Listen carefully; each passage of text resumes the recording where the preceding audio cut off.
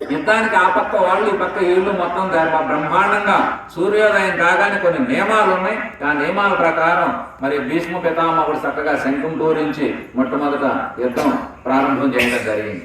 ఆ రకంగా ఎప్పుడైతే ఆయన ప్రారంభం చేశాడో వీళ్ళందరూ కూడా వీరు శంఖాలను పూరించిన తర్వాత అప్పుడు అర్జునుడు మొట్టమొదట మనకు చెప్పినటువంటిది ఏమిటంటే అసలు భగవద్గీత యుద్ధం ప్రారంభమవుతుంది.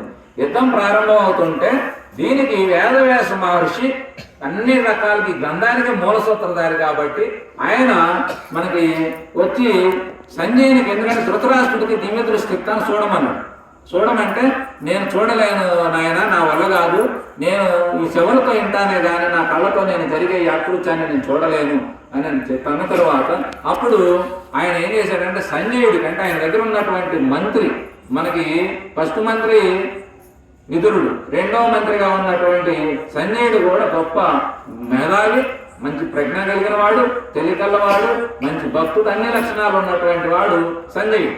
మనకు భగవద్గీత అంతా కూడా సంజయుని ఉవాచ మొదలవుతుంది ఆయనతోనే. ఫస్ట్ మనకి ఇవన్నీ మొదలైన తర్వాత ఆయన ఏం చెప్పాడంటే సంజయుడికి వేదవ్యాస మహర్షి దివ్య దృష్టిని ప్రసాదించాడు. అంటే ఏమిటి దివ్య దృష్టి అంటే దూరంలో ఏం జరుగుతుందో ఈయన మనోనేత్రం ద్వారా చూడగలడు. దూరంలో ఏం వినపడుతున్నాయో ఈయన వినగలడు, చూడగలడు, వినగలడు. ఇంకొకటి ఏమిటంటే ఈయన జనసంచారంలోకి పోయినా కూడా ఈయనకి జనం కనపడతారు కానీ ఈయన జనానికి కనపడదు. ఇలాంటి ఒక, ఎందుకంటే వేదవ్యాస మహర్షి అష్టాదశ సిద్ధులు కలిగినటువంటి వాడు. మనకి మొత్తం 18 రకాల సిద్ధులు ఉన్నాయి. ఆ 18 రకాల సిద్ధులను గడించినటువంటి వాడు వేదవ్యాస మహర్షి. అందుకని ఆయన ఏమేమి ఇవ్వగలడు, ఏదైనా చూపించగలడు. ఆ శక్తి సామర్థ్యం, ఆ తపశ్శక్తికి ఆయనకు ఉన్నది. అలాంటి మహాత్ముడు ఆయనకి ఎప్పుడైతే దివ్య దృష్టిని ప్రసాదించాడో ఆ దివ్య దృష్టి ద్వారా అప్పుడు అటు ఇటు యుద్ధం పరిశీలిన తర్వాత అప్పుడు ధృతరాష్ట్ర మహారాజు సంజయ, ఇప్పుడు ఏమి జరుగుతున్నదయ్యా, యుద్ధం ఆ పక్క ఈ పక్క ప్రారంభమైంది కదా, నా కుమారులు, నా తమ్ముడు కుమారులైనటువంటి అంటే పాండు కుమారులు వారు యుద్ధంలో చేరి ఇప్పుడు ఏం చేస్తున్నారు? ఇది భగవద్గీతలో ధర్మక్షేత్రే కురుక్షేత్రే అంటే ధర్మం ద్వారా జరుగుతున్నటువంటి ధర్మ స్థాపన కోసం జరుగుతున్నటువంటి కురుక్షేత్రం అనేటువంటి యుద్ధంలో జరగబోతున్నదయ్యా. ఇందులో మరి ఏం చేస్తున్నారు అంటే మొదలు ఏమైంది, నా అనేటువంటి మమకారంతోనే మనకు భగవద్గీత ప్రారంభమైంది. ఆ మమకారం అనేది ఎప్పుడైతే నా అని అన్నాడో ఈ ఒకే ఒక్క శ్లోకం మనకు భగవద్గీత 701 శ్లోకంలో ఈ ఒక్క శ్లోకమే ధృతరాష్ట్ర మహారాజు. తర్వాత సంజయుడు మొదలుపెట్టాడు, మహారాజా ఇప్పుడు 2 సేనలు తీరి ఆ పక్క ఈ పక్క ఉన్నాయా, ఆ సేనలు 2 కూడా మరి ఆ విధంగా వచ్చున్నాయి. ఇప్పుడు నీ కుమారుడైనటువంటి దుర్యోధనుడు సైన్యం దగ్గరికి చేరి, ఎవరు ద్రోణాచార్యుని దగ్గరికి చేరి, ద్రోణాచార్యుని దగ్గర పాండవులలో ఉన్న గొప్ప గొప్ప వాళ్ళు ఎవరో వాళ్ళని పరిచయం చేసి తర్వాత మనలో ఉన్న గొప్పవారు ఎవరో వీళ్ళని పరిచయం చేస్తూ ఈ రకంగా దుర్యోధనుడు 9 శ్లోకాల్లో మనకు భగవద్గీతలో ఆయన యొక్క ముఖపద్మం ద్వారా చెప్పించినట్టు సంజయుడు చెప్పడం జరిగింది. ఈ విధంగా జరిగిన తర్వాత నీకు ఆ విధంగా ఇక ప్రారంభమైంది. ఆ విధంగా ప్రారంభమై ఇదంతా దుర్యోధన అయిపోయింది. తర్వాత ఇప్పుడు మళ్ళీ ఏం జరుగుతున్నది అంటే అర్జునుడు శ్రీకృష్ణ భగవానుడిని, కృష్ణ నేను ఎవరెవరితో యుద్ధం చేయాలి, ఎందుకంటే అప్పుడు 14 సంవత్సరాలు అయింది. 13 అయిపోయిన తర్వాత చర్చలో 1 సంవత్సరం గడిచింది, 14 సంవత్సరాలు గడిచింది.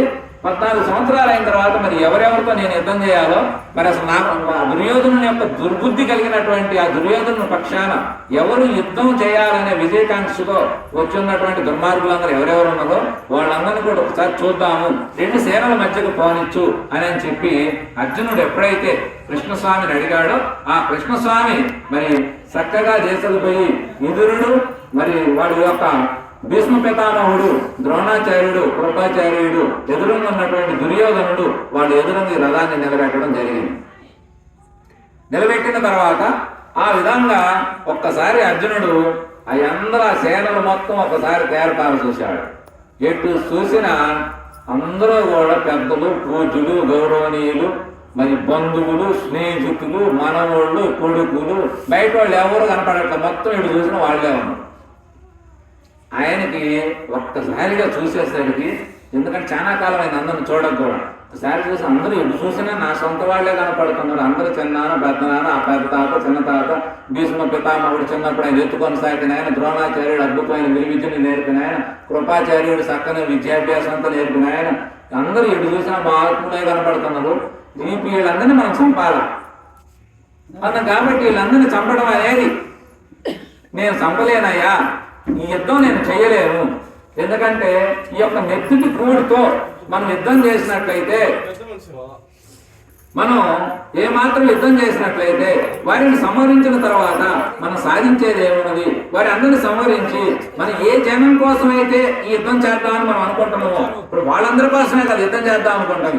అట్లాంటి వాళ్ళందరినీ మనం సంహరించి మనం సాధించేది ఏముంటుంది ఇందులో కాబట్టి దీనివల్ల చాలా ఇప్పుడు పురుషులందరూ సంహరించబడితే స్త్రీల పరిస్థితి ఏమిటి? వాళ్ళందరూ ఇతంతువులు కావుతారు, వర్ణ సంక్రమం జరుగుతుంది, అందరూ అనేక రకమైన బాధలు ఎదుర్కోవాల్సి ఉంటుంది, వారి యొక్క మానసిక క్షోభం ఉంటుంది. ఇవన్నీ అర్జునుడు అసలు బ్రహ్మాండంగా శ్రీకృష్ణుడు ఏ విధమైన బోధ చెప్పాడు, అర్జునుడు కూడా అదే బోధ. ఫస్ట్ అధ్యాయం అంతా 47 శ్లోకాలు ఉంటుంది. 47 శ్లోకాలు 27 శ్లోకాలు మొత్తం కూడా అర్జునుడే చక్కగా శ్రీకృష్ణ పరమాత్మకి పరిశీలనాత్మకంగా బోధిస్తున్నాడు. ఆయన చిరునవ్వుతో వింటున్నాడు. బాగుంది, మొత్తం బాగా ఆయన చెప్పాయని అర్జునుడు చెప్పే మాటలన్నీ యుద్ధం. మరి వాస్తవాన్ని నెత్తుడు పోటీ అందరిని చంపుతాం, చంపిన తర్వాత చనిపోయిన తర్వాత మనం సాధించేది ఏమున్నది? కాబట్టి సాధించాల్సింది ఏమీ లేదు. అది యుద్ధం అనేది అసలు వాస్తవానికి తప్పే, చేయకూడదు. జీవిని సంహరించడం పాపమని శ్రీకృష్ణ భగవానుడే చెప్పాడు, చంపకూడదు. కానీ మరి యుద్ధం చేయాల్సిన పరిస్థితి ఏర్పడి ఏం చేయాలి ఇప్పుడు? అందుకని ఆయన ఏం చేశాడు?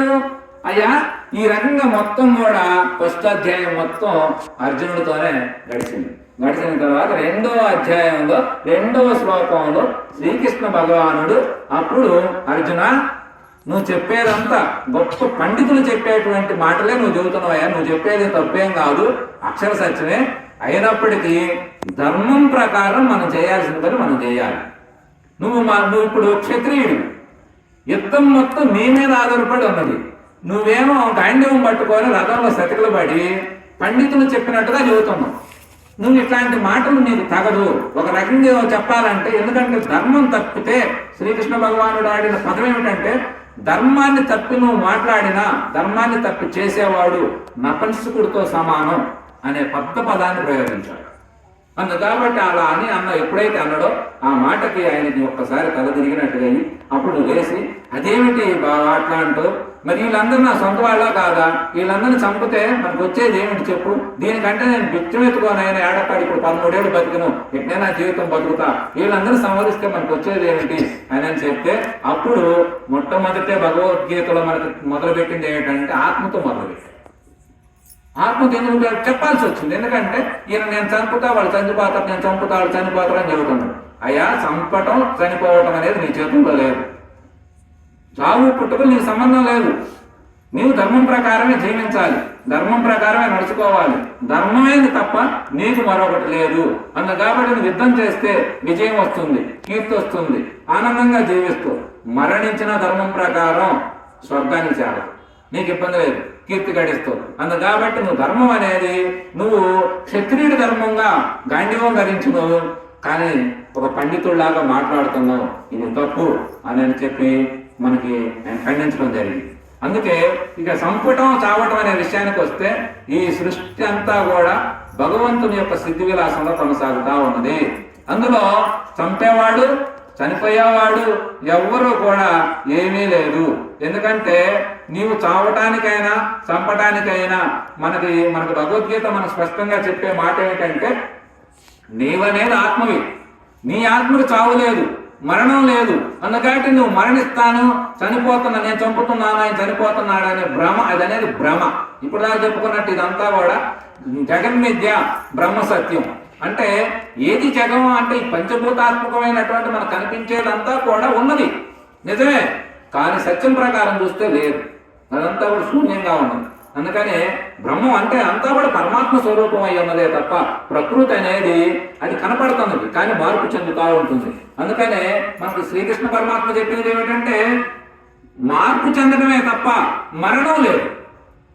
జ్ఞానం అనేది ఉంటే మరణం లేదు, అజ్ఞానమే మరణం. జ్ఞానం అనేది నీకు అమృతత్వాన్ని ఇస్తుంది.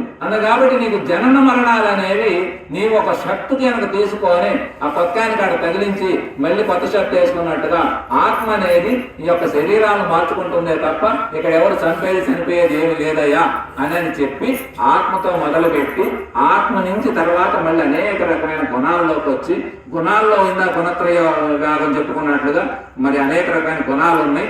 ఆ గుణాల్లో మనం జయించవలసినవి ఏమిటి, సాధించవలసినవి ఏమిటి, ఇవన్నీ కూడా భగవద్గీత అంతా కూడా చక్కగా 18 అధ్యాయాలతో 701 శ్లోకంతో 3 షట్కాలతో మానవుణ్ణి మానవోన్నతుడుగా మహాత్ముడుగా పరమాత్మ స్థానాన్ని అలంకరించే స్థాయికి తీసుకుపోయేది, నిత్య కార్యోన్ముఖుని చేసేది. భగవద్గీత అంటే ఏదో చనిపోయిన తర్వాత శవాల దగ్గర పెట్టి శవానికి ఎందుకు భగవద్గీత, ఏం ఉపయోగం దానివల్ల? భగవద్గీత అది కాదు. భగవద్గీత జీవన గీత. నిన్ను ఎట్లా జీవించాలో, ఏమి చేయాలో, ఏమి చేయకూడదో, ఏది తప్పో ఏది ఒప్పో ఇవన్నీ నీకు తీర్చిదిద్ది. నువ్వు భగవద్గీతను బాగా స్పష్టంగా చదివి బాగా అర్థం చేసుకున్నావా, లోకంలో నీలాగా జీవించేవాడు మరొకడు కనపడ్డు. ఎందుకంటే భగవద్గీత జ్ఞానం అనేది అంత గొప్ప జ్ఞానం. ఎందుకంటే లోకంలో ఎంతో మంది ఈ సృష్టిలో కోకొల్లలుగా పుట్టి చనిపోతున్నారు. మహాత్ములు అందరూ గొప్పవారే, అందరూ కూడా నేను ఆత్మను తెలుసుకున్నటువంటి గురు పరంపర అంతా ఆత్మను తెలుసుకుంటారు. కానీ శ్రీకృష్ణ భగవానుడు మాత్రం సాక్షాత్ నేను పరమాత్మనని తను తాను ఆవిష్కరింపజేసుకున్నాడు. ఆయన మనలాగే పుట్టాడు, మనలాగే పెరిగాడు, మనలాగే జీవించాడు, మనలాగే 126 సంవత్సరాలు భూమండలం మీద నడియాడాడు, మనలాగే కారణం చేత కార్యాన్ని ముగించి జీవితాన్ని సాధించాడు. కానీ తాను పరమాత్మ స్థానంగా అలంకరించుకో. అందుకే ఎలా చేతనే నిప్పులో నేనే, ఆకాశంలో నేనే, ఎగిరే గద్దలో నేనే, గాయత్రి మంత్రంలో నేనే అంటే కొన్ని ఆయనని కాదు, కొన్ని సందర్భాల్లో చెప్పేటప్పుడు కొన్ని విలువైనవి ఉన్నాయి. ఆ విలువైనవన్నీ నేనుగా భావించండి. చెప్పే జ్ఞానం ఉన్నది. ఇప్పుడు ఈ జ్ఞానం కృష్ణుడిగా భావించాలి. అలా కృష్ణుడిని నేనే అని చెప్పి మహాత్ములందరూ అనేక రకమైన ఋషులు పెద్దవాళ్ళు ఉంటే అవి నేనే, సృష్టిలో విలువైనవన్నీ నేనే, పంచభూతాలు నేనే, ఆఖరికి వస్తే మొత్తం నేనే. అసలు విశ్వరూపం చూపించాడు ఒకసారి. విశ్వరూపం అంటే ఏమిటి? భగవత్ తత్వం మొత్తం అనువున మొత్తం తను తప్ప మరొకటి లేదు. సర్వం కల్విదం బ్రహ్మ.